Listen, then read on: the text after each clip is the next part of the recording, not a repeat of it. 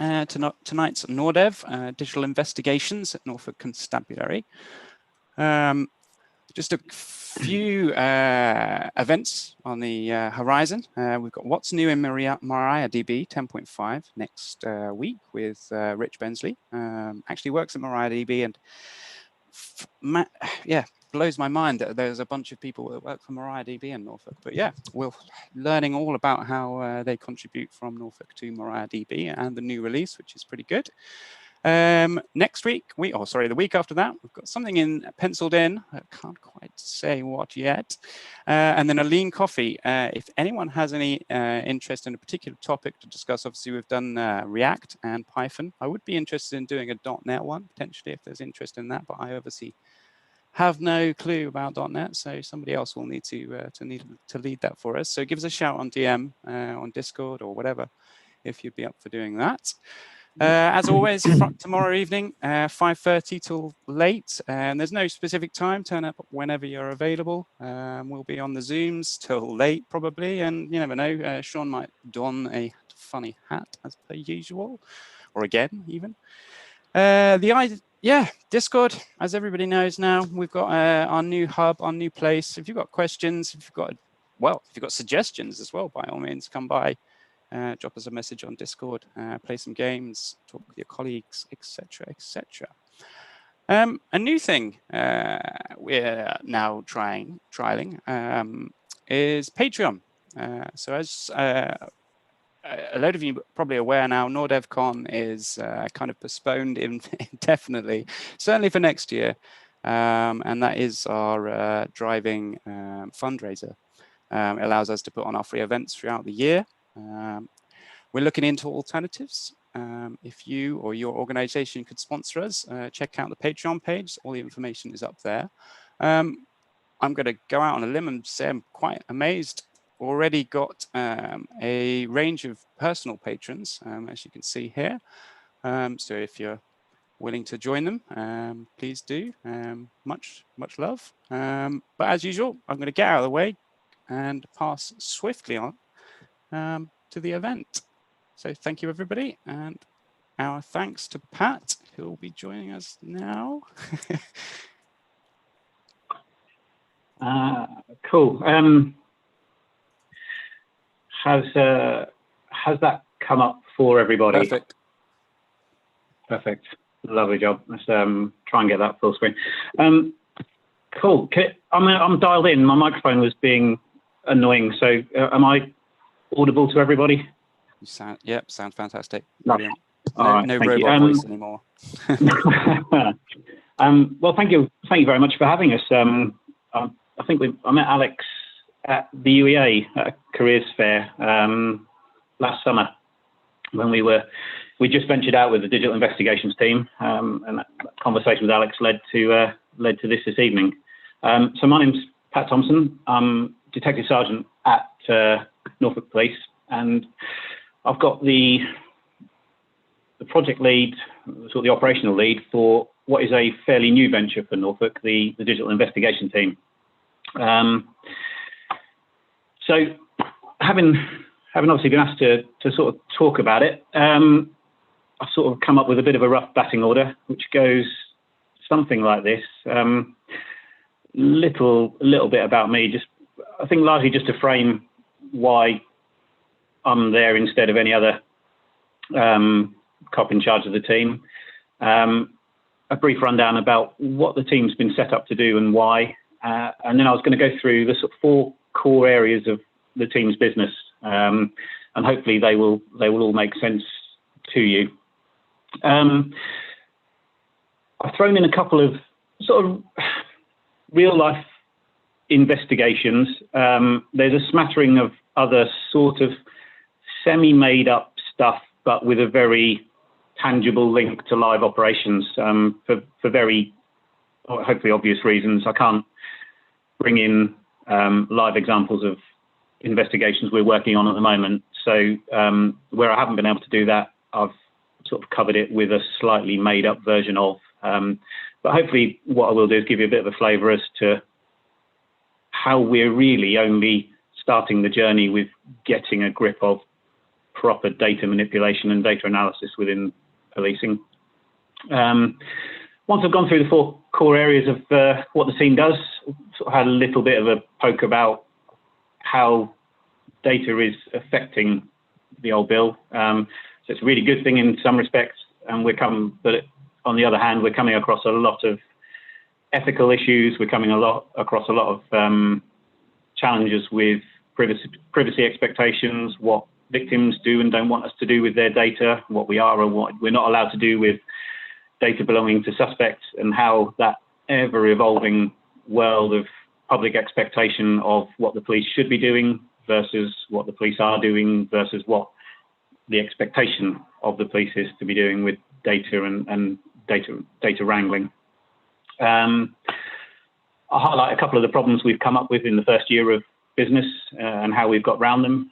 And then there was a whole glut of questions that came through to me on Twitter the other night. So I'll try and go through them. Please do shout if there's a question. One of my main goals on any sort of presentation like this is to try and demystify policing.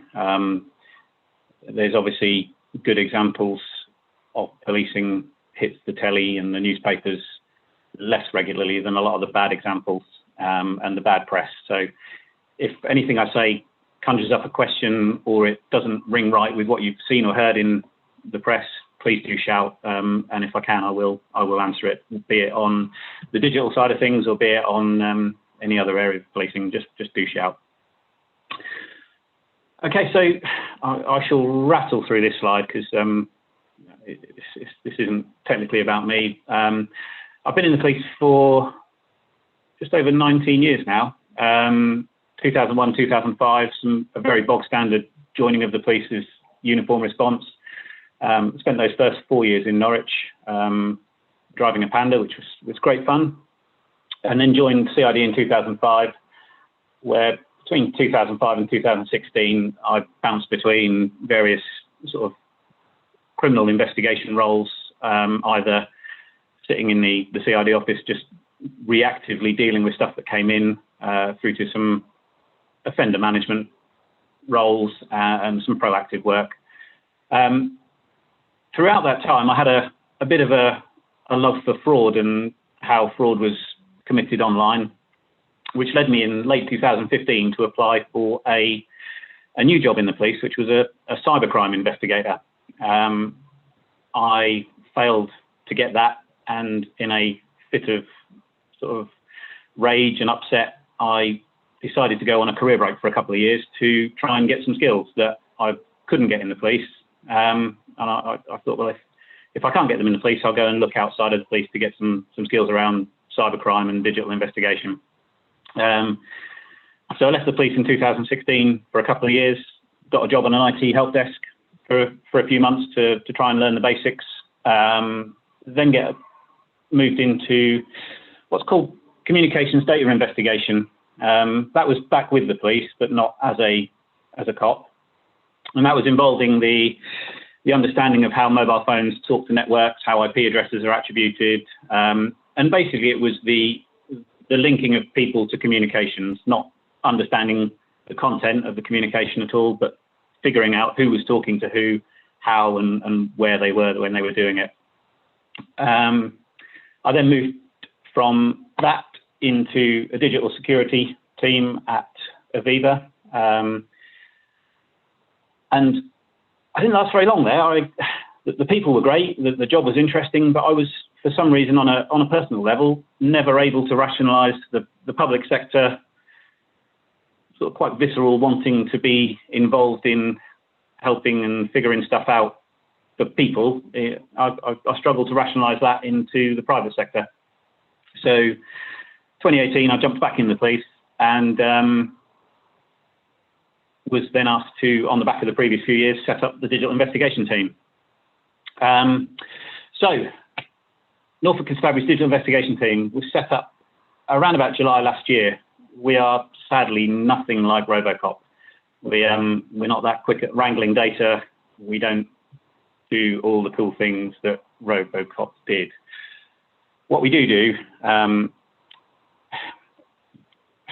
if you stop and think for a second about the devices you're sitting at with at home, from your mobiles, your laptops, your smart fridges, your Google Dots, every single thing that is connected to the internet.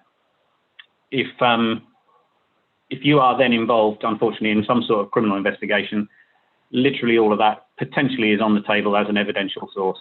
Now, what we've found over the last few years is that the expectations of cops in dealing with people, so victims, witnesses, and suspects, dealing with forensic crime scenes, dealing with welfare and safeguarding and all the pressures that come with that, and presenting all of that within a fairly clunky criminal justice system, leaves little room to try and stay on top of digital and the way digital changes. And it's even something as simple as if someone wants to come in and say, look, and this doesn't happen very often, I'd like to give you my whole Facebook archive, even something simple as keeping on top of how to access that through an ever-updating Facebook app. You cannot, it's unfair to expect the police force as a whole to try and stay on top of that along with the rest of the responsibilities. So the Digi Investigations team was set up to try and bridge that gap and to provide a sort of dedicated professional service to getting across all things digital.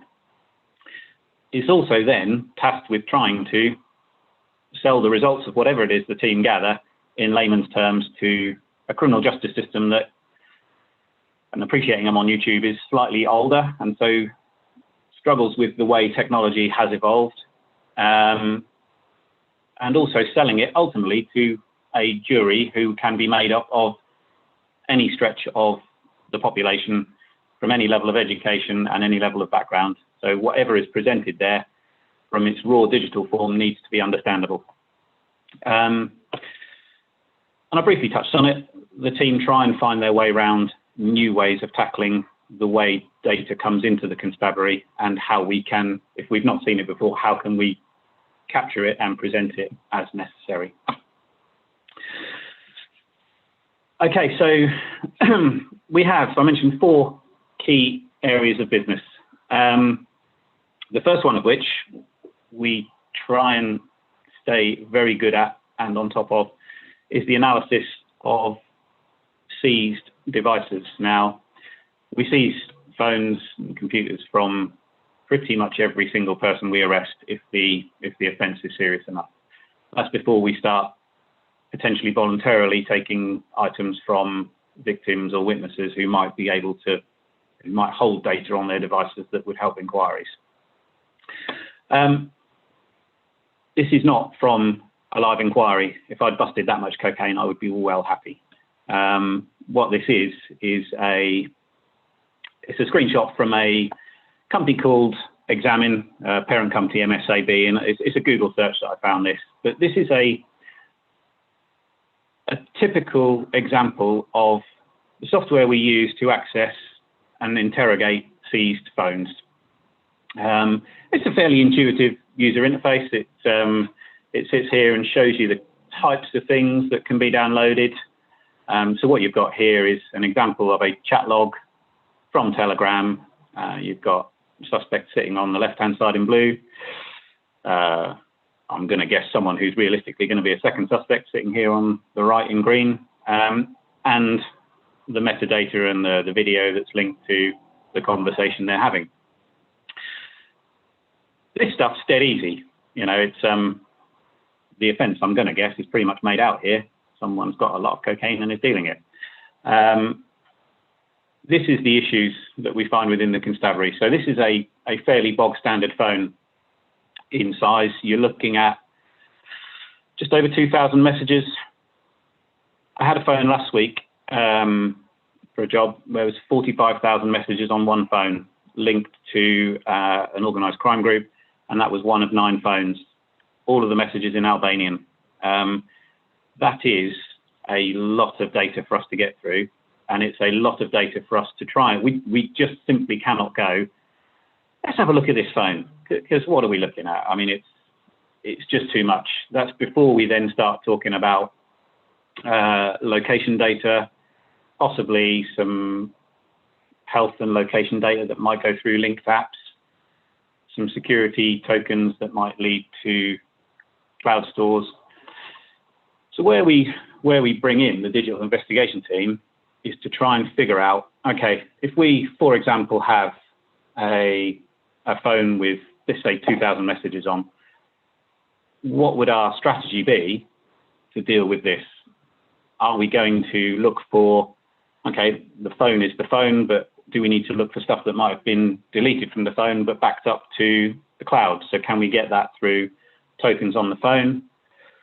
Do we need to be applying a fairly targeted keyword search across that data? So if I'm looking at potentially a drug dealing offence, maybe not at this scope, this might need a little bit more work, but a fairly low-end drug dealing offence, am I going to go back to messages that are 18 months old when I'm looking at an offence that might be, I should just be looking at 4 weeks old?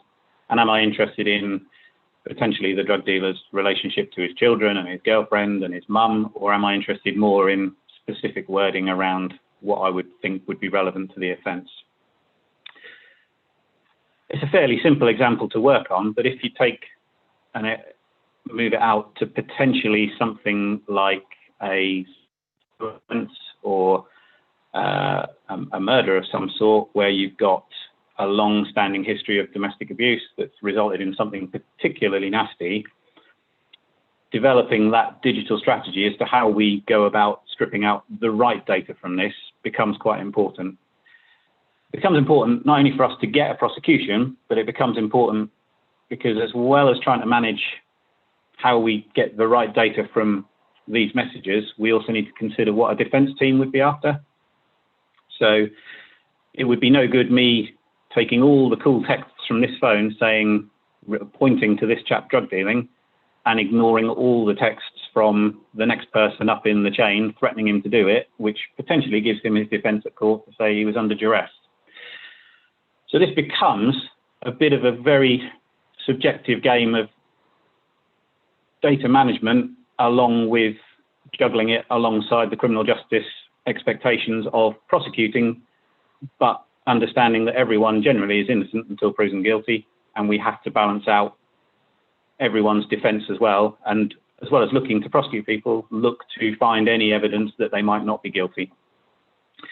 As I sort of hinted at earlier, if you extrapolate that out to maybe 5 or 6 suspects in an organised crime group, each of whom have got a personal phone and a work phone, for want of a better word, with tens of thousands of messages in each, that becomes a bit of a mission.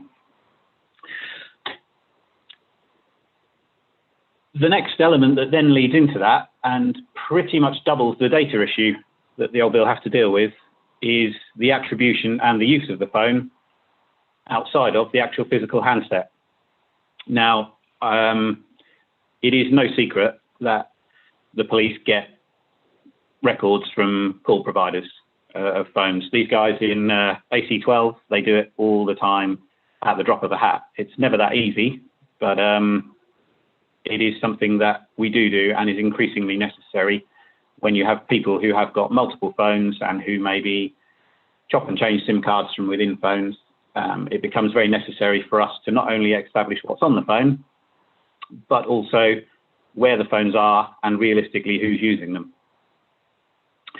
If you ever get a chance, this article here from the New York Times is well worth a look. It's less relevant about what I'm about to talk to self-cite, but it does give a really good overview about how much data is leaking out of phones and is good at, is able to provide sort of tracking location about you.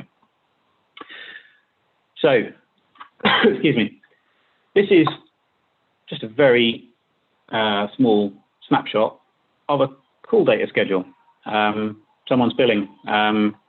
For obvious reasons, it's sort of formatted to be a bit sort of anonymous, but it would be a date, a time, phone number calling, phone number called, what the activity is. So is it a text or a call or an internet session?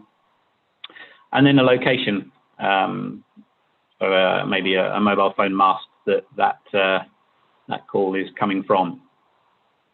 Where this becomes an issue for a cop who's busy with all the other things they have to deal with is managing a phone download with 45,000 texts in Albanian, and then logging all of trying to marry that up against call data records from a provider to corroborate A, what's on the phone, but B, where the phone was at the time that various messages were sent. What is very good about this sort of inquiry is that it does lead to very, very good convictions. And the next slide, some of you may know of this incident or not. It's only just over a minute long, this video, but I'll play it and you can see the offence take place, and then I'll briefly talk through how this was largely solved with the use of digital data.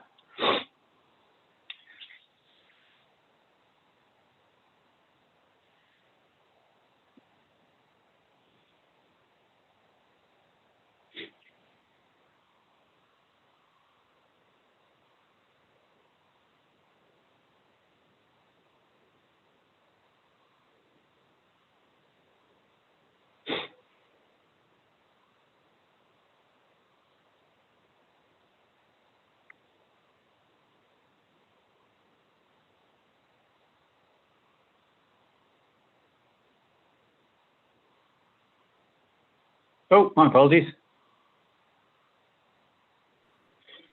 I said this to you earlier, but I can't believe how calm he seems, the shopkeeper. It's like he doesn't believe he'll shoot. Yes, it's phenomenal. I don't know what I'd do in that situation, but I certainly wouldn't act that calm. Yeah, I think he had to get his on phone. it too. He had to get his phone to call the police, I guess. Yeah. So this this was one of several offences that happened within about a week of each other. There was this offence on one night, and there was the second one at a similar shop about half a mile away.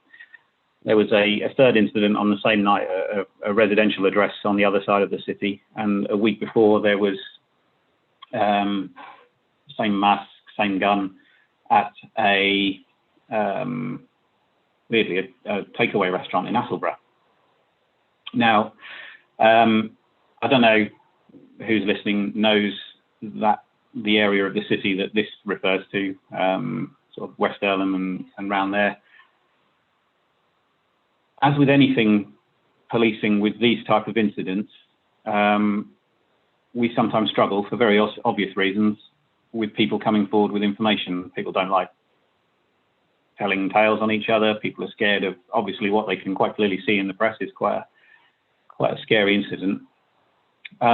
With this, we had an inkling who was responsible fairly early on, but evidentially from CCTV and from potential witnesses, we were really, really struggling. What we were able to do was get a hold of the person who we thought was responsible fairly quickly, and from a combination of his mobile phone content and the records of where the phone was at certain points, we had just enough to convince the Crown Prosecution Service to charge him with the robberies. It was still fairly early on in the inquiry when we had them charged. It was back in February, when they were so confident they were going to get off these offences that they applied to the court to have them thrown out, because at the time we were literally promising the CPS we would get more data. We did get that extra data, and in the end, this chap got 10 years for that robbery and another one. That was largely entirely down to being able to put him and his device in the right times at the right place. Very little in the way of witness evidence, very little in the way of CCTV that identifies him. If I was to knock this back a few slides, and you then consider what was looking at least a week to 2 weeks worth of data in raw form from a phone company on a number of phones, and then the content of those phones, that's suddenly quite a lot of data that hits into the constabulary. So the Digi team, we look at the content of phones, we look at how the phones play around on the network. The next thing that we try and get very good at is ANPR, automatic number plate. While we're on the subject of phones, sorry, Pat, we had a few questions come in, if you don't mind. Yeah. Sorry, am I missing stuff in the chat? No, it's fine. I can relay. Yeah, please do. So there was a quick question about kind of around encryption, basically, on those devices. So with those devices being encrypted, there was some confusion as to whether or not the data was still available if the phone perhaps was off. There was a conversation in regards to the law around basically incriminating yourself by giving away a password. So whether or not people can be forced to unlock their devices and that sort of thing in order for you to download that data. Yeah, okay, so I'll deal with that one first. There's no obligation on anybody to hand over passwords, PIN numbers for mobile phones at all. Some years ago, the government brought in some legislation, and it was largely, I think, and I'll get corrected if I'm wrong on this, I think it was largely based on some terrorism incidents from back, whereby a new offence of refusing to hand over a PIN number was created. How that basically plays out in real life is we will sit in an interview with someone and ask them for their PIN number. If they refuse, they again get served a notice which basically says, okay, we're now giving you this formal request. If you don't hand over your PIN, we will submit a request to the Crown Prosecution Service to prosecute for an offence of not handing over your PIN. And that is its own criminal offence, for want of a better word. The actual prosecution hasn't been used that often because, by and large, either we can break the PIN, and it's, you know, a breaking of a PIN code is just a brute force attack. Ultimately, it's not anything that is of any sophistication. You sit a phone on a computer and let it run. So if we break the encryption key and get into the phone, it's we don't generally go after the prosecution for not giving up the PIN. And largely we've been able to get into most phones. So yeah, there is a way around. There are the odd phone that we haven't got into, and certainly you probably have seen in the news recently about the Encro phones. That's a whole nother ball game of coolness that is beyond the scope of Norfolk. But what was that? An Enchrome phone? So it was in the press probably about a month ago. I'm sure it was called. I'm sure they were called Encro phones, but it was a whole. Sean's nodding. Yeah. Yeah, so. It was an entirely encrypted phone. That the content wasn't on the phone. The content was held on a server. The server was set up by. I mean, it was designed as a privacy phone for no real criminal intention whatsoever at all, maybe. And the police had no way of getting into it. I think the French or the French or the German police managed to get into the server, and ultimately it was hacked and the whole system fell down. But fully encrypted phones, up until recently, have been a bit of an issue. Your bog standard phone that you'll get from Carphone Warehouse, where the content is protected by a PIN, less of an issue. What was the previous question about? There was a question around basically how serious a crime needs to be in order for this data download. You mentioned that it was serious enough to warrant a crime. Is there kind of a level at which this kicks in, or? So the Home Office has a definition of what serious crime is. Now, the communications data, the phone records from a phone provider, Vodafone or EE or similar.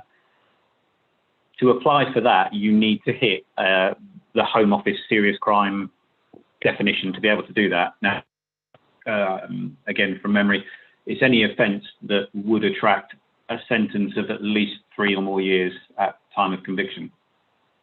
So it's a fairly high threshold. So you're not going to be suddenly applying for communications data for your bog standard shoplifter or your pub fight. It's something that has to have a seriousness threshold, and you've got to go some to get 3 years of court now. So the threshold is relatively high. The application process is not part of the police anymore. So if I want to apply for a suspect's call data records to try and figure out who they were talking to and where they were, I have to submit a fairly lengthy written application to an external body called the Office of Communications Data Authorizers. Now they're not the police. They are a wholly civilian outfit who have been set up purely to make sure that the police are not abusing their power in this state. And they turn it down. If they don't think it's proportionate or they don't think it's legitimate, they will say so and will not get the stuff we're asking for. With a mobile phone handset, the legislation basically stands that if you're seizing something physical, and there is a bit of a grey area between, okay, are emails sitting on a server somewhere that aren't on the phone, or are they actually on the phone itself? The current state of play is what's on the phone is on the phone, and it's fair game pretty much regardless of the offence. So if I was to arrest someone for a shoplifting offence, in theory, I could, if I thought the phone was relevant to the offence, try and access the phone. You then, however, end up into the big argument of proportionality and is it necessary? If I've arrested someone for a shoplifting of £30 worth of meat from Lidl, do I really want to go into their phone and find their potted history of stuff? Absolutely not. Is there a moral argument that, well, you know, if they're going to be committing one crime, they might be committing others? Possibly. Do the police have the time, the resources, or the infinite capability to do that? We absolutely do not. It's questionable whether a shoplifting a ham would even be on a device, in a message. I'm just popping out to Lidl's to shoplift. It's one of the. But what you will have invariably is people will, no matter the level of offence, they will steal, and then they will try and sell, by texting their mates. So arguably, the evidence is always there. The one that seems to cause the biggest degree of public derision, certainly of the police, is when people call each other nasty names on things like Facebook, and then you end up with that. Well, you get half the country are like, police, why are you bothering investigating that? And you get half the country who are like, well, we're reporting this to the police, so you must investigate it. And then the police are sitting there going, well, you know what? There is a lot of stuff going on. Help. Where is it proportionate to turn around to a victim who might actually be genuinely upset at a lot of stuff? And would we stand for that if it was happening out in the street? No, we wouldn't. But do we then really want to be going into people's devices for name calling and stuff like that? It's a non-stop balancing act of proportionality and necessity against what you're investigating. I hope that sort of answered it a little bit. It was a good answer. Yeah, really good. Thank you. Cool. I'm happy to go for some more, unless you want me to drag on to ANPR. Well, there has been a few. I was going to hold off, but where we at? I'm from the YouTubes now. I'm going to look for the YouTubes.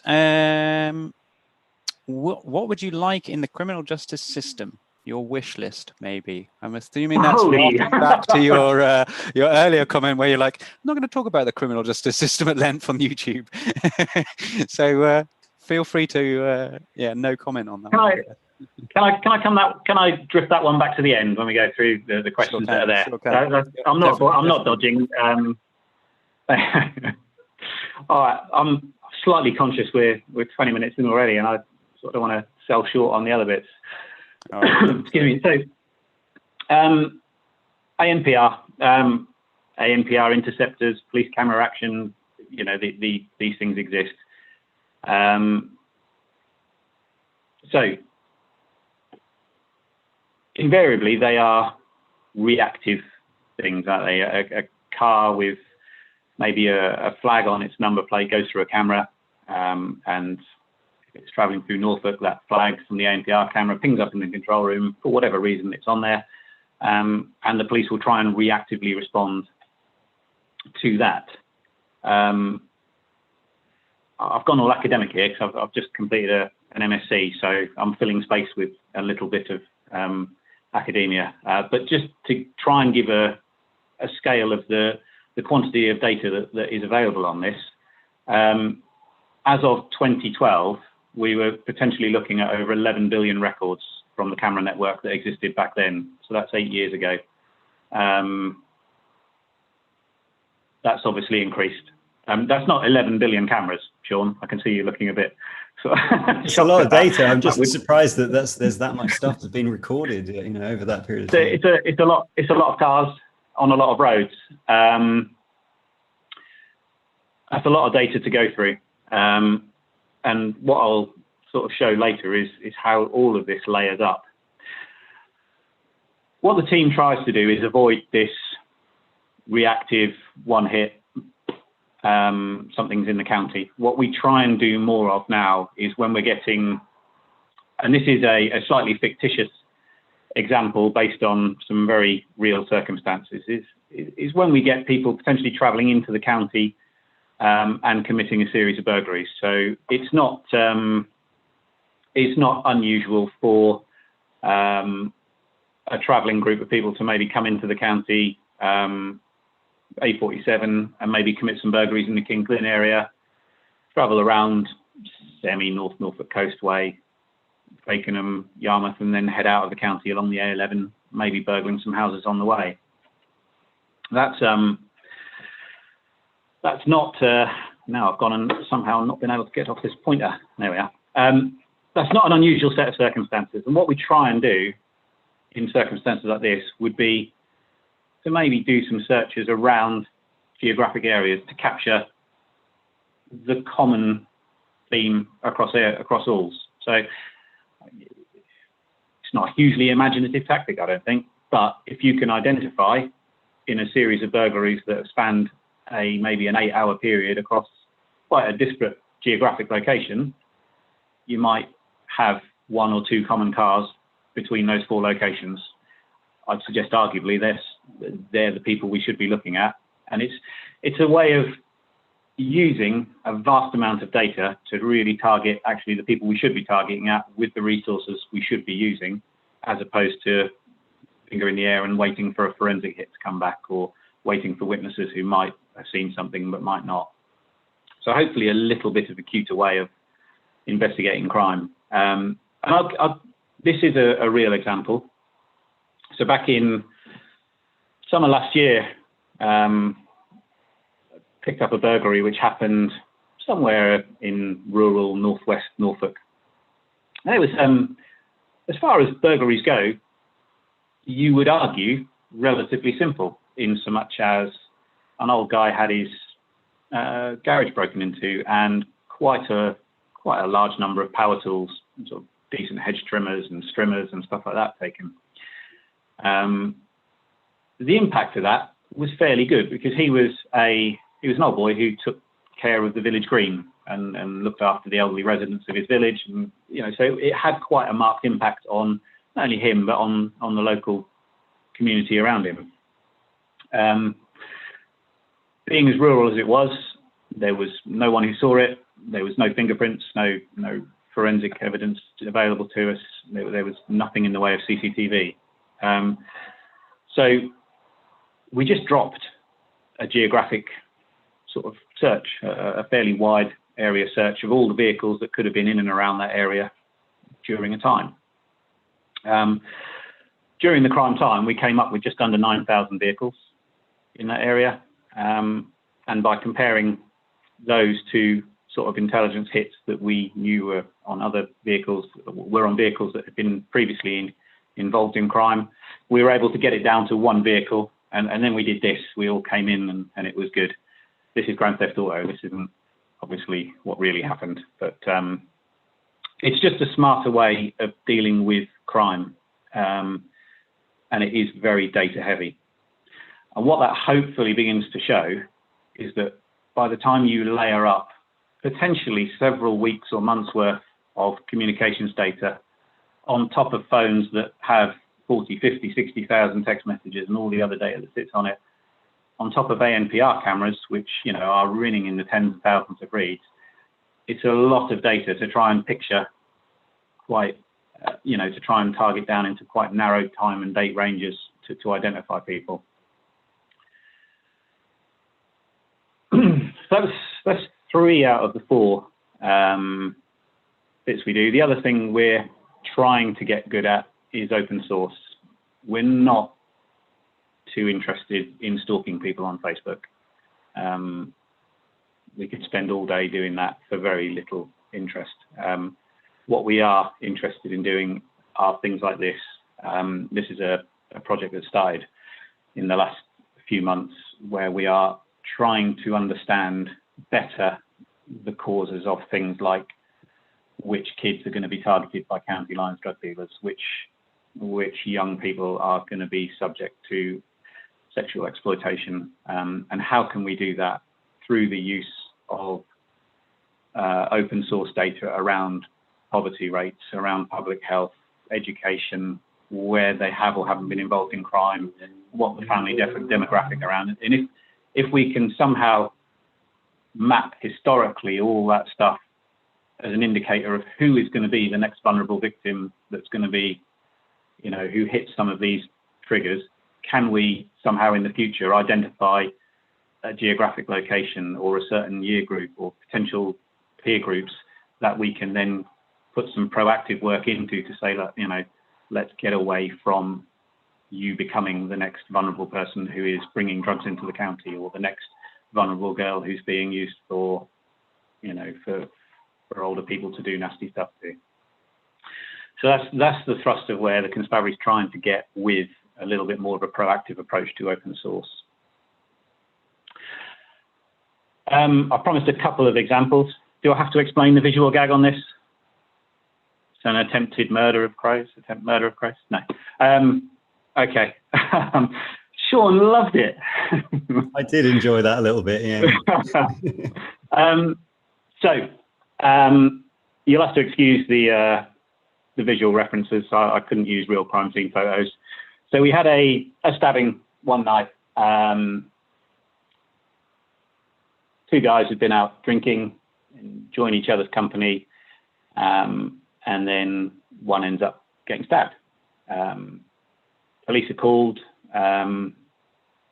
This is about all we had at the start. The early suspicion was that the stabbed person's friend was responsible, but no witnesses. We struggled to find CCTV. It was a difficult one to prove. A little bit of work on the chap's mobile phone placed him in the rough area of the crime scene at the right time through the use of cell towers. A little bit of further work on the Wi-Fi handshake of the phone to the home router of the victim showed that he was bang at the crime scene at the right time, and a Wi-Fi survey proved through the seizure of the phone and the artifacts on the phone, the cell tower putting him in the right place at the right time, and then the connection on the router had him in there at the right time. And then Ed Stark came along with some justice, and it was all good. It kind of then leads into probably partly the discussion that we had earlier. A lot of this is intrusive stuff. I think probably most people would say, for suspects who are doing nasty stuff to people, it's fair game. You know, if you go out there and you hurt or you deal drugs and you're damaging people's lives, then you take your chances. Where it does come into very intrusive and very sensitive areas is when we have to ask for victims and witnesses to hand over their devices to assist us. And that happens a lot. So victims of domestic abuse, many victims of sexual assaults, especially where the person who's accused of committing the offence is known to the victim, it is pretty much understood that if there is communication before and communication after the offence, there may well be evidence both on the victim and the suspect's devices. There may well be communications and movements from both, that if a suspect turns around and says, no, I absolutely did not sexually assault that person. What we had was a consensual encounter, and we went to this bar first, and then we went to that bar second, and then we went for a Costa. And, you know, if you check the Wi-Fi at Costa, you'll see that we were there together because our phones were connected to the public hotspot together. And then there's text between us as, you know, as I was in the toilet doing, and she texted me about how it was going to be all good fun when we got back to her place. You can understand how a defence team who are in the job of defending someone accused of an offence would want the police to go and go, well, okay, look, this is our defence that it was consensual. So can you go and make some exploration around the victim or the witness? Balancing that is an absolutely justifiable and understandable expectation from victims and witnesses who don't choose to put themselves in positions of being offended upon. That why should we go through their data? And where this becomes increasingly complicated are things like Instagram or Snapchat, where, and this potentially will speak to the question about criminal justice and how, you know, things that become complicated within criminal justice. Say, for example, we have a victim of a sexual assault and a suspect says, no, you need to check her messages because there's messages between the two of us about, you know, something consensual that happened. If that victim turns around and says, yes, absolutely, you can look at my messages for a week before the offence up to the day after the offence, but for very good reasons, I don't want you going through my photographs because they're my photographs and there's some personal photographs in there. That absolutely should be respected and, you know, bang on. But how do we separate something like Snapchat out of that, where the message is embedded within a photo, or Instagram, where there's an Instagram story that's played out as a media file with a message on top? And the complications behind that and managing the very good privacy expectations and the very justified privacy expectations of victims and witnesses versus the absolute want of every police officer to try and lock up bad people becomes a real juggling act. And to then speak to the question about criminal justice, it's managing the expectations of the criminal justice system alongside that. That becomes the real art in managing the data that comes into the constabulary, in that largely the Crown Prosecution Service and the wider criminal justice service, they've got their own house to look after. You know, they deal with complex legal issues, they deal with legal process.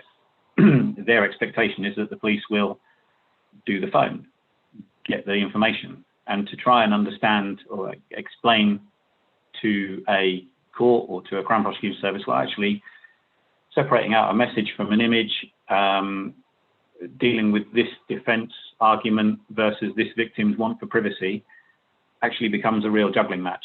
And one of my, I think, wish lists for the criminal justice system would be to get a more wider understanding of, from defence through to the criminal justice service as a whole, through to the CPS, all in the room at the same time to say, okay, look, let's understand how these phones are, the architecture behind them. Let's understand this month how Instagram is allowing access to stuff or what they're not allowing.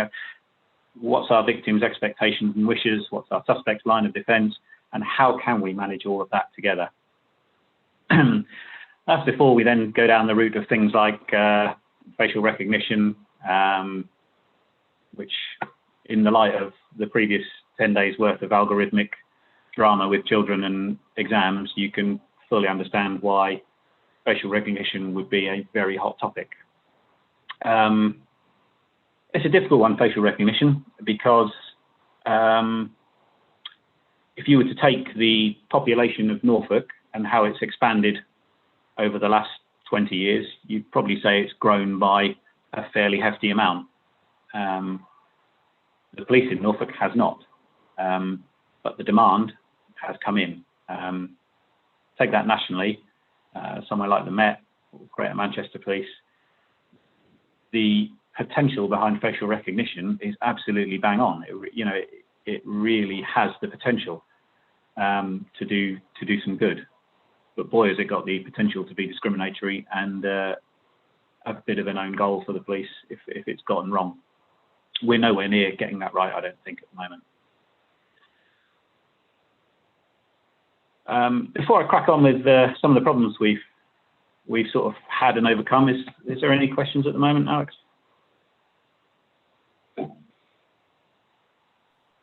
Sure is. Good. I'm going to go for the one that's got a few plus ones on it now. So it says, it seems that the police have recently recognized the need to invest and enhance their use of digital technologies and methods for investigations. Are you seeing a similar development by organized crime groups and their technical knowledge / methods? And are both sides moving at the same rate, or one side move more than the other / playing catch up? I should imagine whoever asked that question could probably answer it themselves. The first thing that leaps to mind is all of these privacy devices, is the Encro phones and the and Tor and all sorts of things that have sprung up for this. Also relates to Matt's question above as well, where he mentions, wouldn't this capture the lower hanging fruit? And people who are proper organised would just have fake number plates and burner phones, and then you can't use the data techniques. So things like county lines drug dealings and courier frauds, it is a constant arms race between the police and the baddies. And I will say, not because I'm biased, generally the police will catch up and get good, and then there's a leap forward in the baddies' way of doing things. And the police will always be a reactive organisation, understanding the tactics as they are at the time. It would be lush to be able to go, certainly on a county level, proactive and envisage, let's figure out how this could be done and try and get something ahead of the game. But on a resourcing level and on a sheer weight of reactive investigation level, it's difficult to envisage that happening. For the most part, and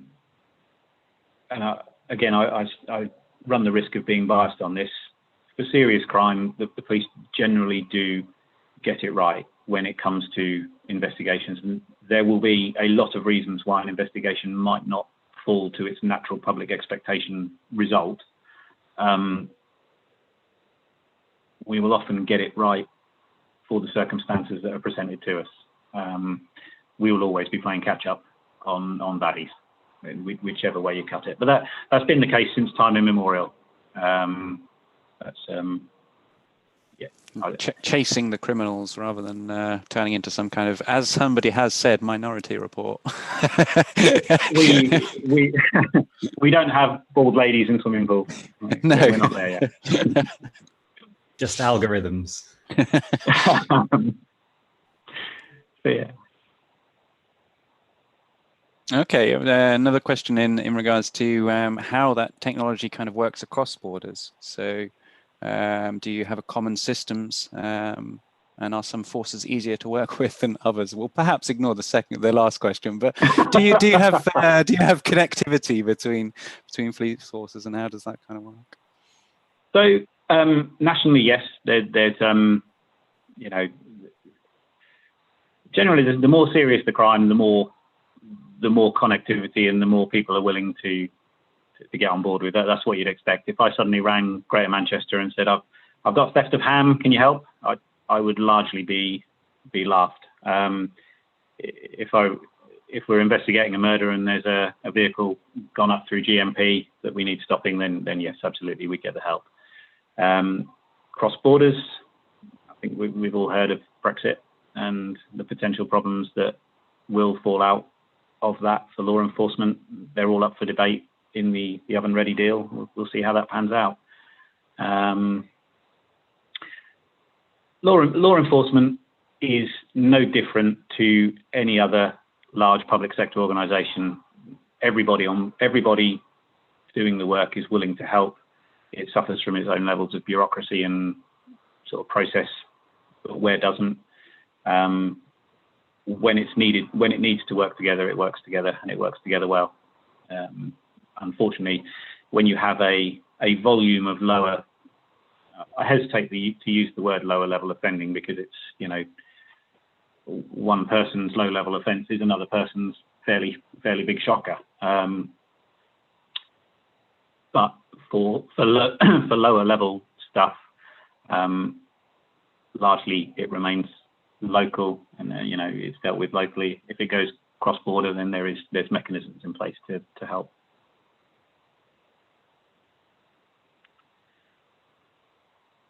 Okay. I'll spin it through then. So a couple of the problems that we've had since setting up, and I say problems, they're not sort of organizational problems. These are some of the practical issues we've come across. So an increasing amount of foreign language devices. So I mentioned the Albanian phones earlier, and that accessing those and trying to understand the content of those sits against the backdrop of historically the police using manual interpreters to deal with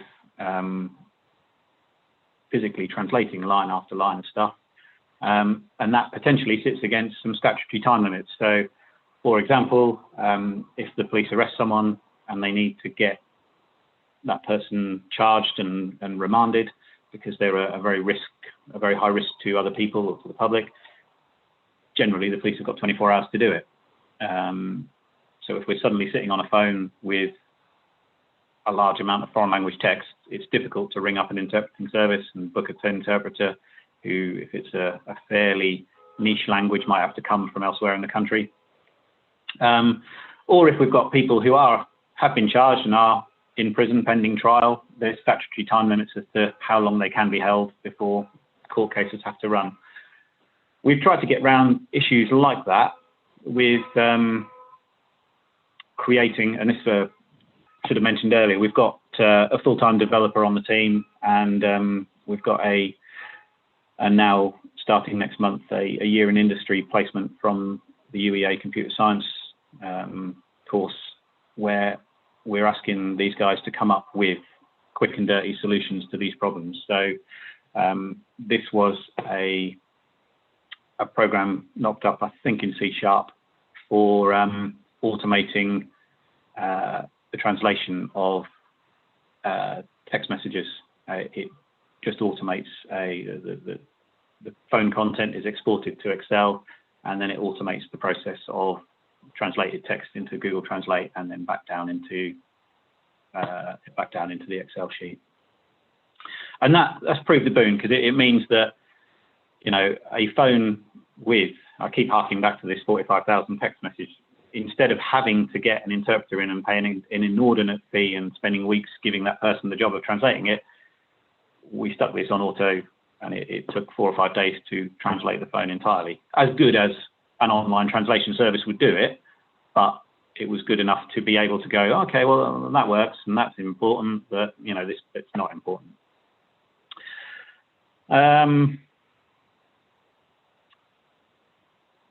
As you've probably seen, we get a lot of, we have the potential to get a lot of location data from multiple formats, be it call data records, be it location data from phones. As you'd also imagine, there are some fairly cool but expensive companies that will bend over backwards to sell us some very expensive mapping systems to visualize all this location data. Some of it's really good within a public sector framework that's coming out of austerity and possibly going to be hitting another recession in the next few months. Do we have unlimited funds to buy really good evidential mapping systems? Not for the volume of stuff we need to look at. So again, the developers on the team managed to cobble together a decent visualization tool where we could take location data of any format, throw it into this, and it would give it to us so we could plot journeys or see where people were. I'd have to remind myself as to what that is, but certainly another version of oh, that's right, it was batch converting latitudes and longitudes to eastings and northings to then help going into the mapping tool. Other problems that we're now coming across and which I'm trying now to work on. So automating keyword searches across multiple seized devices. So for example, the mobile phone for someone who has maybe stabbed their wife and there's a long history of domestic abuse behind it. It might be that we've spoken to the victim and we've spoken to the suspect and we've got 10 keywords that we think are very relevant to search their phones for. You know, rather than going through every single text message, we're just going to search for these keywords. Into now is a process whereby actually let's put those keywords in, automate the search, and then for every keyword that we've identified, let's bang it out to something like dictionary.com, bring back all the synonyms, and then automate search those through. So we can turn to both the prosecutor, the CPS, and to the defence and say, you know, we've tried looking at all the keywords that your defendant has mentioned and your suspect, your victim has mentioned, and we've gone through every single possibility of what variant of word that might be within this phone. Hopefully a way of ploughing through the data, but giving the best chance proportionality-wise to victims and defendants of how we can investigate. There's a number of other things, bulk translating. So rather than just going to maybe Google Translate, can we translate across 4 or 5 different translation services and bring in the best one? How do we best scrape data from third-party referrals into the police, be it social services, be it from the schools? You know, if they come in certain templates, are they, you know, if they're coming in handwritten on PDFs, are there better ways of, rather than manually going through every single referral into us, can we automate that process? Basically, what we're trying to get to within the team is anything to get away from highlighter pens and lots of hours.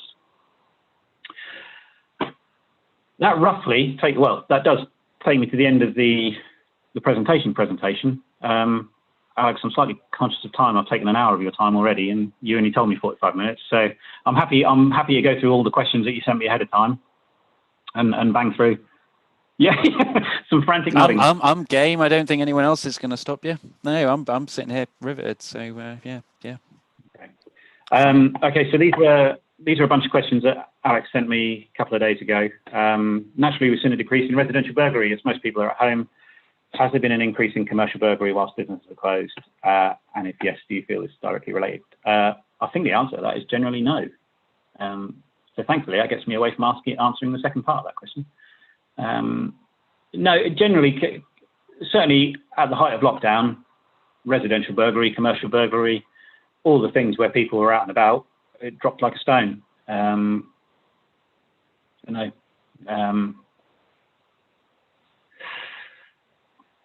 Has reported crime increased or decreased?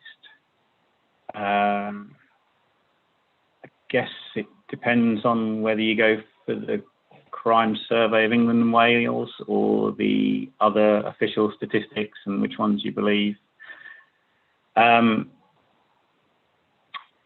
think if I was to answer that on my own experience, it ebbs and flows. We have seen through COVID, we've seen an increase in frauds and fraudulent activity online. We've seen a decrease in muggings and assaults and burglaries. Things go in seasons. Christmas, and as people take the run up to Christmas, we'll see an increase in burglaries. Summer, we'll see an increase in drink-related nonsense. We're a kind of an isolated county in Norfolk. We have our own share of troubles, but what we don't get, thankfully, is the huge protests and dramas that we see in some of the more metropolitan areas. Everything, by and large, stuff is steady here, with apart from the seasonal variations.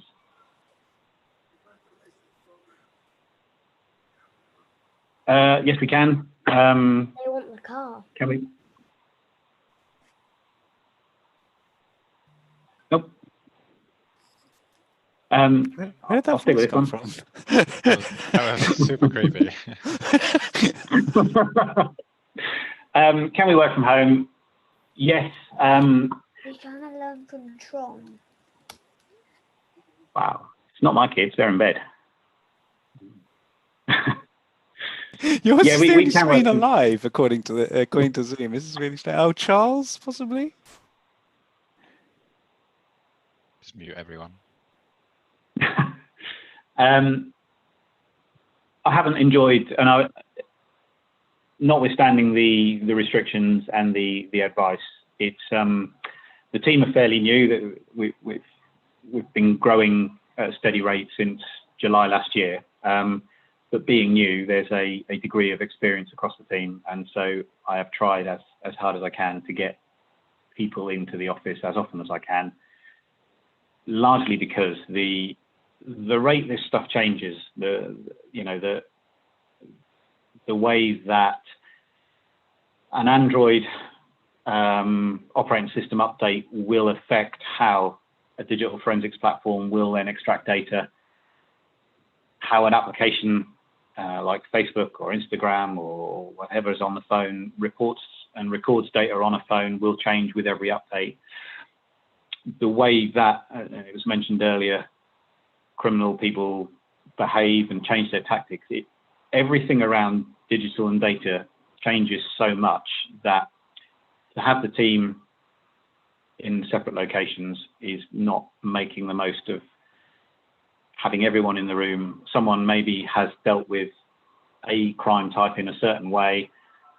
Another member of the team picks up a similar job, hasn't had much experience about it. Having the ability to chat and bounce ideas and bounce experiences and just talk through how data comes in and what the possibilities are around it is, I think, of massive importance to this sort of team.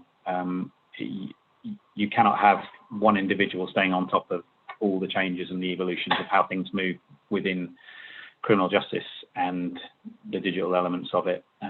So yes, they have been able to work from home, but within the guidelines, I've tried to discourage it as much as possible, because ultimately, I don't want to sound overly grandiose about this, but ultimately a lot of what the team are doing has a direct impact on people's lives, be it potentially people being locked up in prison for a period of time, through to people who have had some fairly nasty stuff happening to them. And if we're not getting across that and dealing with it properly, because we're not able to talk to each other and share ideas and talk about experiences, I think we're letting people down.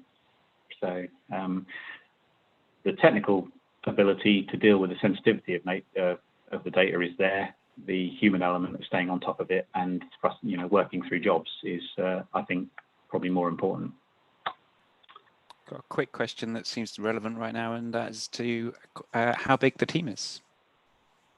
So we, as of September, there will be 10 investigators, 2 developers, me and 1 other supervisor's coming in. And we are going out for advert next week for more investigators, if this has piqued anybody's interest. So yeah, the team are going to be split. Norfolk is investing into investigation hubs. One is going to be at Swaffham, one's going to be at Broadland Business Park, and the idea is for these two sites, the entirety of the constabulary's investigations teams, be they generic CID, child abuse, adult abuse, all the dedicated investigations teams will sit in one of these two hubs. So those covering the west of the county will sit in Swaffham, those for Norwich and the east will sit in the Broadland hub.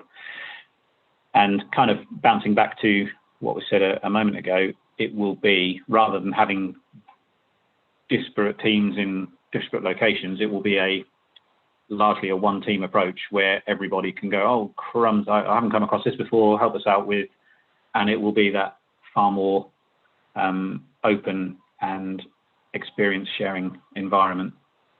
The team is sitting at 10 at the moment, 10 investigators, 2 developers, and we will be continuing to expand over the next couple of years.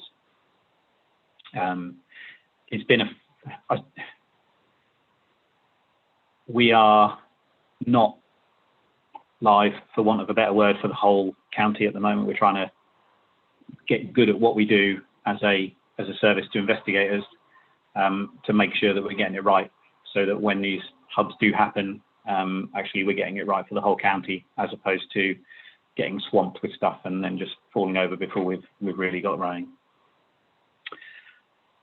What technology? It's we're only really now getting into the data science part of it, so I can't give you a final answer to that. I think, please excuse my ignorance for those who may be more qualified than me in this. I should imagine there is a defined difference between data analysis and visualization for a defined purpose of identifying activity around a crime versus data science in predictive modeling of what might happen, and identifying trends and processes. The project that I alluded to earlier will be heading down this data science route. The team that I'm heading up are, I would argue, probably slightly more analytical to a defined purpose as opposed to predicting things. I'd have to come back to you in 6 months with an answer to this one. I'll hold you to that. Bars and clubs closings severely reducing the police presence on Friday, Saturday night alongside drops in other crimes. Where have you been able to reprioritise your team? If I can put it bluntly, people being nasty to other people hasn't stopped. So the necessity to go through digital data for crimes that have been continuing to occur, be they domestic abuse, be they drug dealings, the volume of work coming in has continued on that level. On a constabulary basis, I know that the resources that previously were available on a Friday and a Saturday night during lockdown were deployed elsewhere to target sort of proactively county lines groups that were coming in. Things are beginning to get back to normal now, aren't they, to a point? So those resources are drifting back to normal. I think I see 3 more. Not really saying they're known to have an illegal rave scene. How's lockdown? I think it killed it until recently, and now it's started up again. Locally, I'm not entirely sure. Nationally, I think we saw the rise of block parties and the rest in London as lockdown began to ease off. There was a fairly, I think, decent argument that the rise in those sort of parties was fueled largely because there was a degree of proactivity around county lines work, which meant that obviously with less vehicles on the road, people travelling into Norfolk or other counties to deal drugs were being stopped more often because they stood out like a sore thumb. Therefore, potentially a different way to create a supply and demand environment was to start hosting block parties and street parties. That was one theory behind it. I think there has been a few raves locally over the last few weeks. No more, no less than any other summer. And I know we try and get across it. It then becomes a resource issue on any given night that it happens. And Facial recognition. When they use AI algorithms, how do they attempt to design out the unconscious bias of AI algorithms? I think I've mentioned this, we're right at the start of that journey. Liberty, I think, won a court case this week against South Wales Police for their facial recognition technology being decidedly discriminatory. As we mentioned, I don't think you'd find anyone nationally at the moment could give you a definitive answer to this.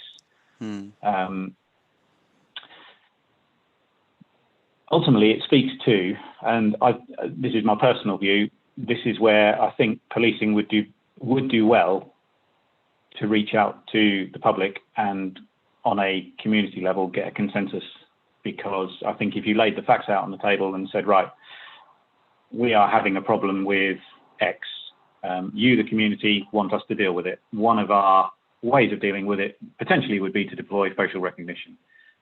You have to understand that there might be some false positives on this, but we'll do everything we can to mitigate it. Over to you, the community. Are you happy for us to use it or not?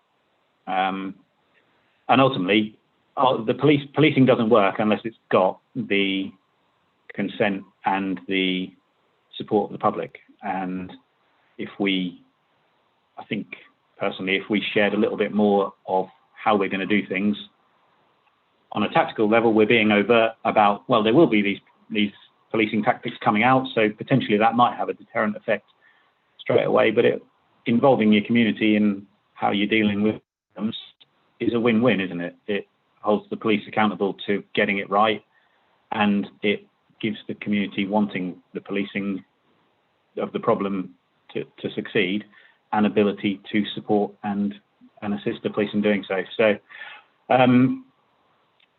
it's a big, I mean, I suppose the last 2 weeks with the algorithm in the schools potentially was a very big example of how that wasn't consulted on in any meaningful way and had a real own goal effect on the government. I would imagine there's some lessons to be learned for policing on that one. And I think, holy large question, Batman. Given the current worldwide debates about spending taxpayers' money on policing versus social improvement, and on traditional policing versus policing technology and equipment, what kind of business intelligence and data do the police use to inform? We are trying to get better at that. I've said it several times, the police historically have been reactive to the problems that present themselves. I think we're behind private industry in modelling business intelligence to inform future decisions. That's balanced against the fact that the police are not a profit-making organisation. They are reactive, and you cannot largely predict. Say again, sorry? Thank goodness for that. Well, and how you can predict, I guess, the theme. Can you predict human behaviour when you bring in all the influences on mental health, all the influences on alcohol, family breakdown, schooling, peer group influences? I mean, it's such a wicked problem. There's so many issues there. I think we can try, but no matter how digital the police gets, there has to be a degree of sort of humanity and human touch about it. Again, give me that 6 months, Alex. I'll come back to you on this one. That was the last question on the slides, so that is slides up. Well, thank you very much. I'm now going to quickly scan through chat and make sure I haven't missed any questions. Does anyone on the Zoom call have a question, perhaps, while I scout through the live chat?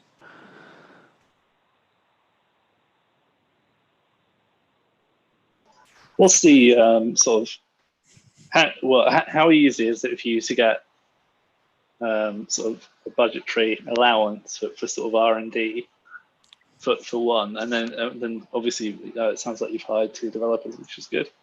But then secondly, sort of we sort of touched on the sort of county border communication and whatnot. how do you collaborate with similar sort of departments within other forces? Taking them backwards, we're right at the start of this process within Norfolk for digital. So we've got ourselves on board a national sort of data analysis community where there's 43 police forces across the country, and all of them do something slightly different. So this is the way we've chosen to go in Norfolk. Suffolk have gone a slightly different way. All the other county forces have got variants on a theme. Rightly or wrongly, that means that the way we do it will be very different potentially to the way West Yorkshire might. What that means is that in collaboration and sort of dealing with sort of shared problems, we end up in a position where we're coming together on a sort of national level to discuss it thematically and share what the learning is. There isn't, for want of a better word, a national budget or a single point. I think we're slowly moving towards that. Budgetary wise, I am a lowly detective sergeant, so I go cap in hand begging to the higher ups when I think we've got the balanced argument to us. So, for example, last week I got most of the team onto a Python course, which I'm hoping to develop further. My goal with the team in the first instance was to get good at the basics, and the processes and the technology exists for that already. What didn't exist was consistency with being good across the basics. So I think we're just about there with staying on top of the basics. What I'm now trying to do is identify where the R&D would be best served within the team, and to what problems. And that is an answer I can't give you at the moment. Thank you. Cheers, Johnny. Do you have much interaction with electronic monitoring? And if so, this might be a question for your personal view, but do you feel electronic monitoring is worthwhile and a good use of the limited resources you have?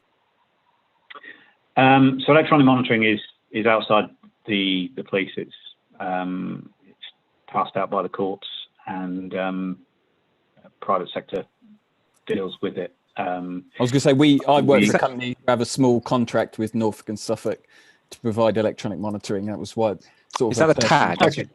Yeah. Electronic tag, yeah. Right, okay. Tags, yeah. So when I've had need to request data on it, it's been brilliant. It's done what it's meant to do. I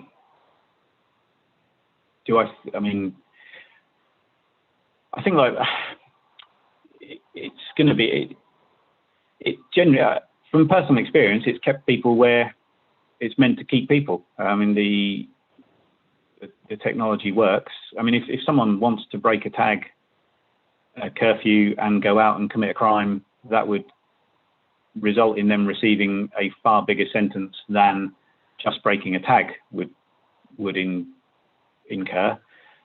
Then they obviously don't give a damn about the tag, and the tag doesn't matter, does it? I mean, if it wasn't that many years ago where we had someone on an electronic tag came into Norwich and committed a bunch of burglaries whilst wearing the tag, and the GPS element of the tag put him in every single burglary. It was an easy win for the police, but it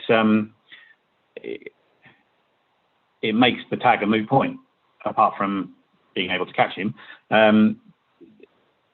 The tag, it's a psychological effect, the tag, isn't it? And if the person wearing it is willing to accept the psychological blocker that says, okay, there will be a punishment of X amount of level if you breach the tag, then it works well. If that person is so down on their luck that they're going to go out and commit offences that will incur far more of a penalty, that's not the tag's fault, is it? That's the individual who's wearing it.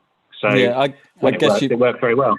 I was going to say, I guess you've got to aim it at the right cohort of offenders. It's not for everyone, because if someone's determined to offend, No, they'll offend. But perhaps I think Sorry, go ahead. No, please. I'm sorry, I shouldn't have interrupted. I was just saying, in my experience, it's often that the offenders like having the tags on because, for one, it's a deterrent, and two, in a lot of cases, it rules them out of burglaries and offences that's their MO. Rather than proving it was them, it proves it wasn't, so they don't get a knock on the door by a policeman at 3 a.m. saying, "Where were you last week?" Yeah, and there's no argument against that, is there? That can only be a good thing. Yeah. Can we opt into tags, Chris? I'd like that. The budget, unfortunately, in the police forces is very limited. You'll have to buy your own tag. You'll have to that's fine. just grab an Android phone, Matt. We're already carrying these things around in our pockets. We bought them ourselves. It's fine.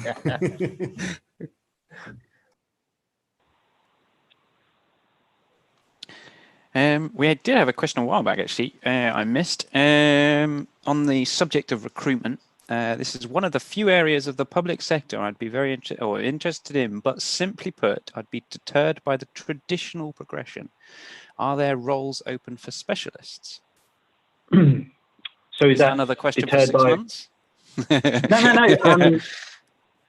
So it's an odd one because obviously being a police officer comes with a very defined ranking structure. So if a cop chooses to go down a promotion route, then there's a career path there. If there is a number of specialisms within policing that, if people want to go sideways, there is. What policing doesn't allow right from the off is that specialism. If you join policing as a cop, you join as a uniform bobby, and there's an expectation you'll do a couple of years as that, and then you're in the bun fight for everyone else who wants to either specialise or get promoted. Staff roles within the police, and with the exception of myself, who has got a warrant card, everyone else on the team is police staff as opposed to police officer,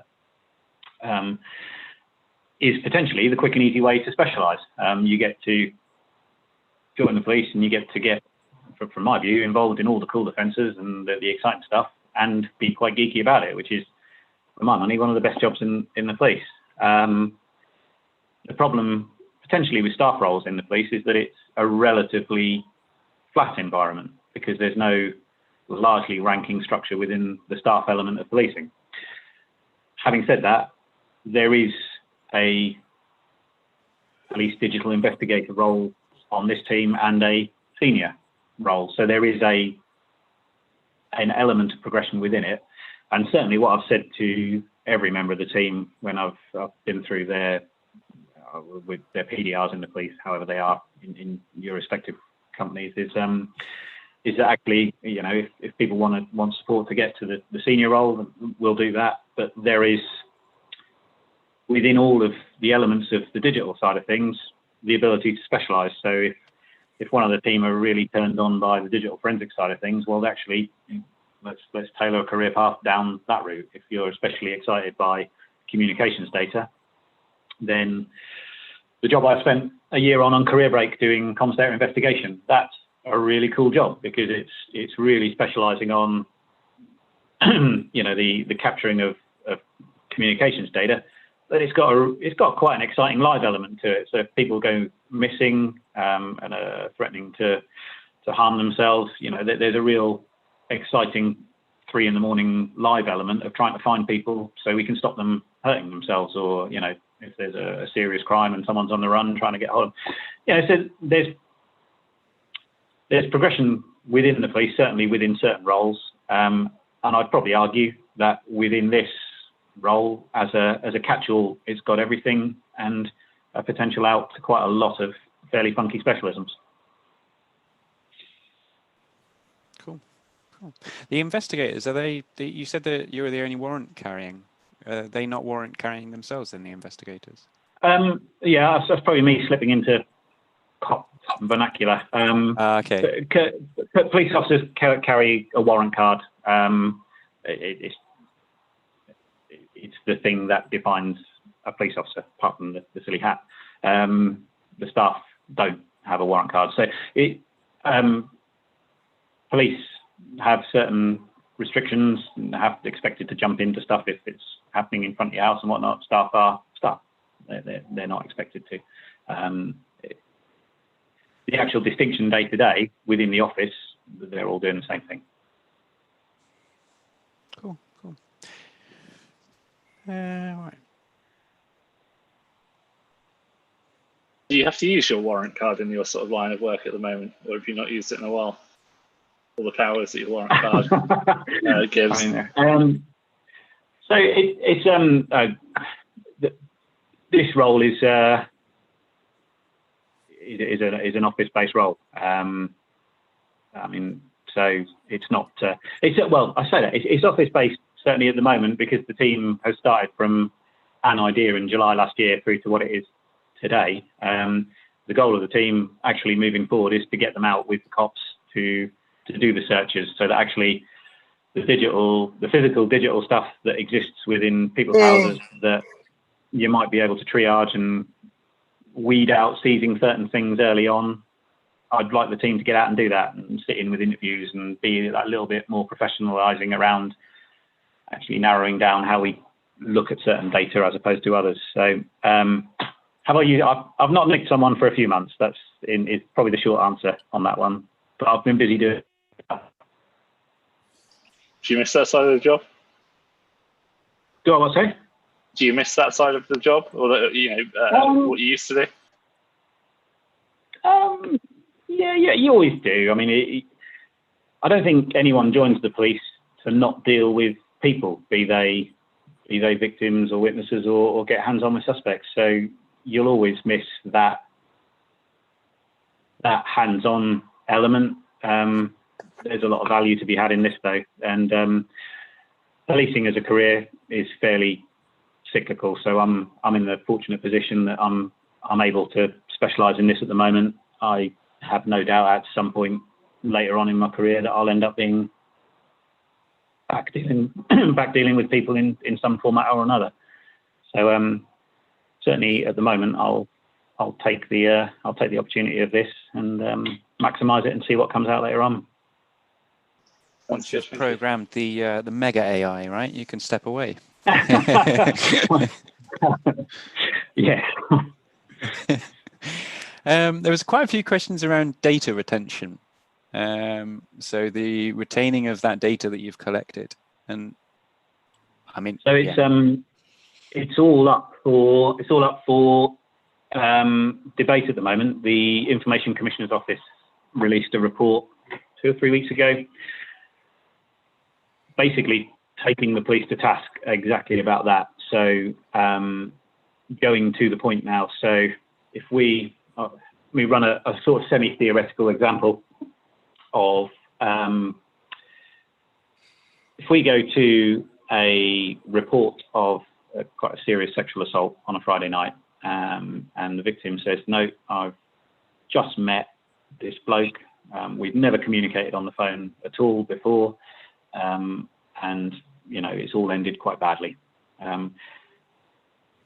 The current logic would be, well, actually, just in case, because when people are under trauma and they've had something bad happen to them, studies have shown that the way recollection comes back is 2, 3, maybe 4 days later. And the current logic would be, well, let's take hold of that person's phone, let's get their consent, let's download it and then give it back, and we'll deal with everything as it comes out, giving us all the data to play with should we need to. The argument now moving forward is no, we will not. We won't do that, because what the victim is telling us is that no, they've had no communication with the suspect. So actually, why would we take their phone? Until maybe a week later, where someone's been identified through a forensic hit maybe, and we've arrested them, and that suspect then says, "Oh yeah, I remember that happening. It was all consensual, and if you look through my phone and through her phone, you'll see we met in a bar 6 hours before this happened, and she was a bit drunk and I was a bit drunk, but we exchanged some text messages, and then we went our separate ways and we met up at a club 3 or 4 hours later and everything was consensual. And the argument there then is, well, in the 4 or 5 days since the matter was reported versus when we've got hold of the suspect, have we lost anything potentially off the device that maybe has been deleted accidentally? Has the device somehow found its way through an upgrade and been chopped in at a shop somewhere and a new one got in and we've lost all that data? And I don't think there is a right answer to any of this at the moment, because it goes back to the problem which we spoke of earlier, in that people want and demand, and absolutely rightly so, should have their privacy. And why should the old bill have hold of their data for any reason apart from to detect crime? And if they're telling us, if a victim is telling us that what their phone use was nothing to do with the offence we're investigating, why would we have it? I guess there's some requirement around keeping that data if it becomes part of evidence. So if it's part of the course, a part of the matters, part of the evidence that convicts somebody, surely it must be retained fairly indefinitely in case of appeal and stuff like that, right? Yeah, and you're absolutely right. Once something's identified as evidence, it's locked down and it stays within the evidential chain. And then you're right, there are retention periods after a court case. I'll not give you the defined time because we have a whole information management team within the police that dictates that. The issue that we're finding more now is that the police have done always what the police do, is that they will try and gather everything in the first hit and then we'll sift through. And it's no different if you equate it to a crime scene. If you're walking down the street and you suddenly see blue tape across the road and then more blue tape 500 yards down the road, it's because the police have said, well, somewhere within here a crime has happened. So to make sure we capture all the physical evidence, we're going to make a great big scene that's potentially hugely too big. But if we miss something, we're going to look silly. And you can apply the same argument to digital data. You want to capture it really early to get everything. But actually, in today's day and age of privacy expectations and the amount of data that transfers across all different aspects of people's lives, by doing that, it's massively intrusive and really does go up against the grain of what people expect nowadays. And the problem we have is then, if we don't capture it and we lose it for and that might be for very good reasons, and a defendant later, maybe, because if we arrest someone today for maybe a rape offence, that person potentially isn't going to get charged and go to court for maybe 12 months.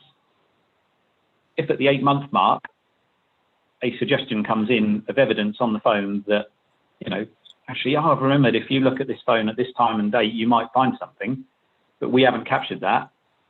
Where does the priority lie? Does it lie on convicting an offender? Does it lie on respecting the victim's wishes about privacy? It's a real hard one to try and square.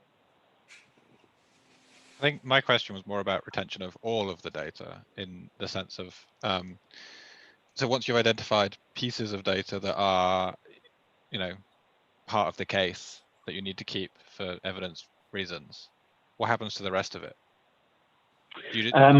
When do you delete everything? What sort of time periods do you have? That sort of stuff.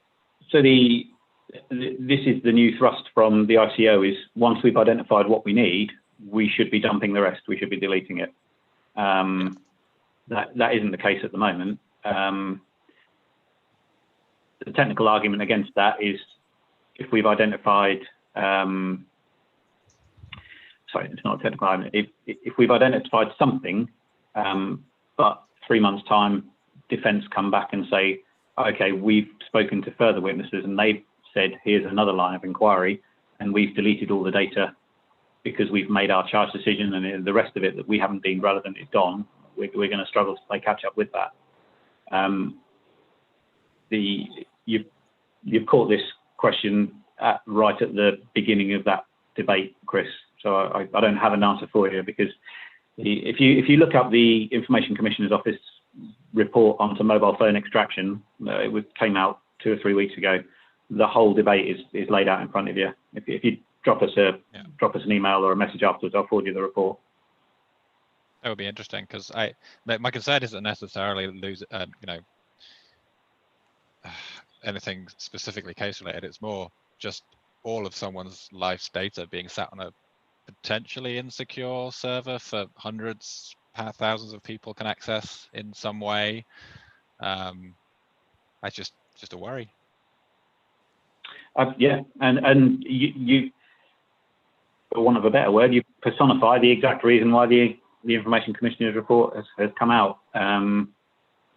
There is always going to be a conflict between wanting to capture everything evidential and be absolutely bomb-proof at court versus an expectation of privacy.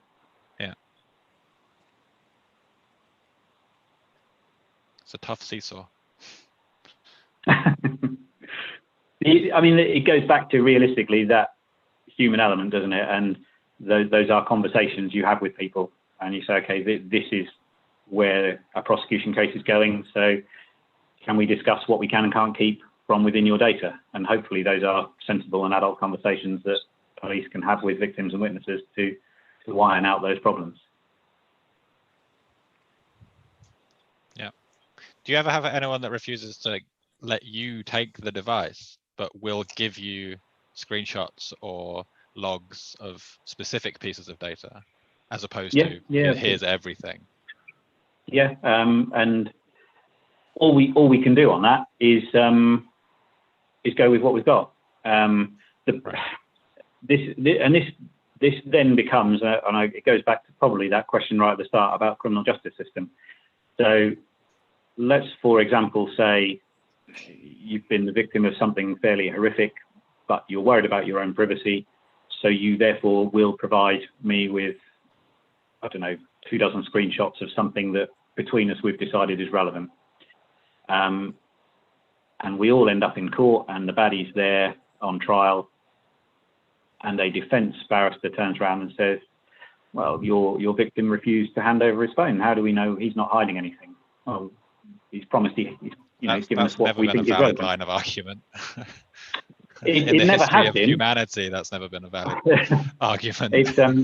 It's not valid, but unfortunately, in the history of courts, when you've got a jury of 12 people, you need one person to be convinced slightly that the prosecution is wrong and that the defence are right. And whilst it isn't a valid argument in any way, shape, or form, it is an argument that is trotted out time and time again. And if one or two people in a jury should be struck down by the judge, though, right? Trying to affect a jury with something that's inconsequential.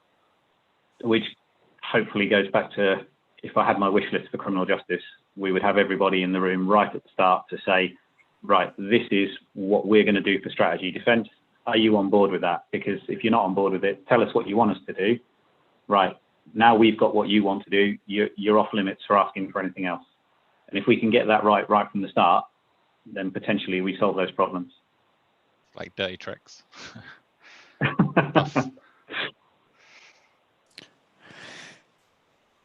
Right. I'm going to give it a yell out to the YouTubers, ask for any more questions, and remind me if I've missed any of your questions. It's been quite busy on the old chats. But if not, I'm going to leave you to your evenings. All 60 of you, gee, blimey. Some of them are behind there. Right, anyway, yeah, so I'm going to give them a wave. See you later, YouTube.